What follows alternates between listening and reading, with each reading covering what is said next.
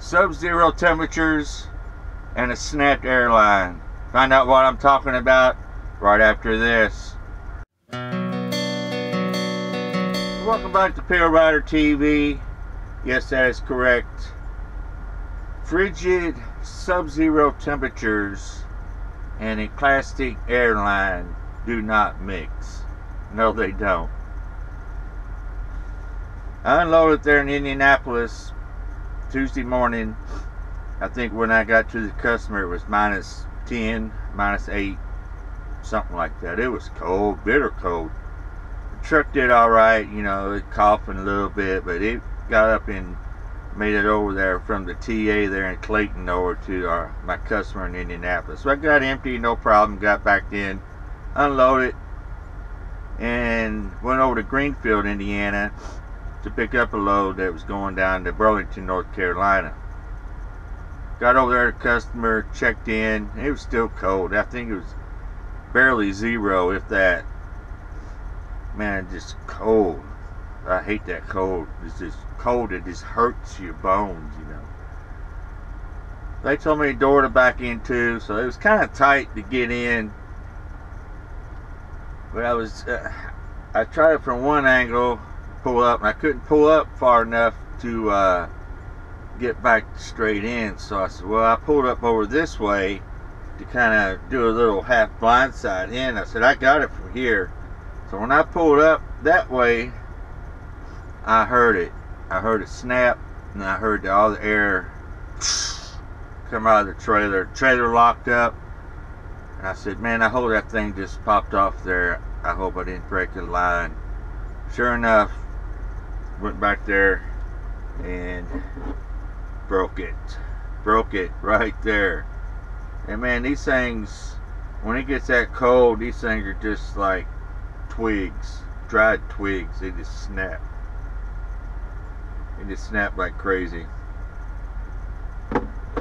So there at the customer where I was picking up after that happened, there was a guy, the yard jockey guy. He was out there trying to get the yard truck started. He had it running and everything, but when I got there and checked in, he had it hooked up to his pickup truck trying to jump the batteries off. But he had it running, and I walked up to him. I said, hey, do you think you can put my trailer there in the dock and I can pull up and fix my airline, or have somebody come out and fix my airline? And he goes, well, I'll try. I'll see if I can pull over there and get this thing, and get that thing in the dock for you. I said, well, I appreciate it. I'll back over here somewhere and call somebody or whatever.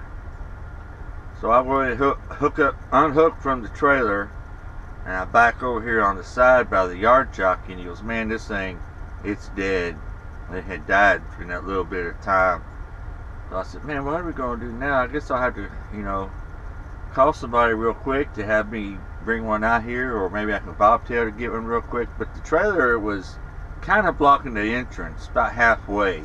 You could still get in with the truck if you swung wide enough. You could get in there.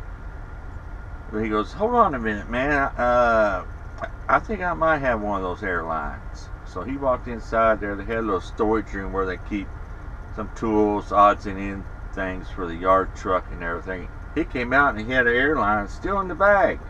It wasn't a red one, it was a blue one. He goes, will this work? I said, oh yeah, it'll work. So I started taking the old one off and got the new one back on, but I couldn't get the glad hand to come off of here. Then we were fighting. He had a crescent wrench, I had a crescent wrench. We were pulling and everything. He goes, hold on a minute, I got a vise in here in the storage shed, or the storage room here. Let me see if I can get it in the vise. So we got it in the vise, and they pulling on it, and the vise was on one of those toolboxes with the wheels on it. I was sitting there trying to hold this toolbox down with the wheels, and finally it came loose. I put that thing back on there, hooked everything up on the truck, hooked everything up, started the truck, or hooked back up to the trailer, put everything. I said, all right, man. So got the trailer backed into the dock and got loaded and got the heck out of there. But yeah, that's my little frozen frozen airline story, and this will be a lesson. I am going to invest in some rubber ones. I think they're about $140, maybe a little bit more, maybe a little bit less, depending on where you get them. But they're rubber and they won't break like this. I've been wanting to do that for a couple years and never got around to doing it. But now I know I'm going to do it. That's for sure. But I asked the people there at the customer I picked up to give me the airline and everything. I said, well, how much I owe you for all this stuff? You know, I'll gladly pay. It don't bother me. You saved me a lot of money by not having a service call come out here and bring me one or replace it or whatever. You saved me a lot of money. He goes, you know something?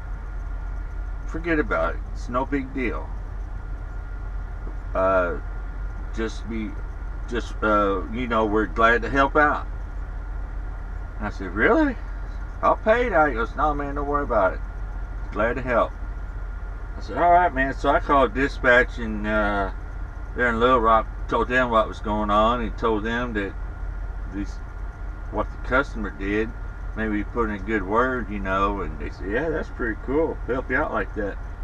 But that was I got 2 blue airlines now, just for emergency, you know, emergency. I don't know if I'm going to get a red one and replace the blue one I got on there now, and now I have a new blue one and a new red one, or just get the rubber things, the rubber hoses, and go ahead and hook them up. I don't know yet. So let me know some of your stories. What happened to you in the bitter cold? You know, airlines break, fuel gels up, something freezes or whatever, brakes locked up. Let me know your story down in the comments. But that's all I got for now. I took that load to Burlington, reloaded out of Monroe, North Carolina, on my way to Conway, Arkansas. Over here in West Memphis tonight. Gonna spend the night here and get up and deliver in Conway, Arkansas in the morning. And we're supposed to reload out of there for Laredo if everything goes as planned. Yeah. So that's it. If you like this video, be sure you subscribe, hit that bell icon, that way you'll be notified every time I upload a video. So everybody have a good day. Watch yourself in the sub-zero temperatures and stay safe.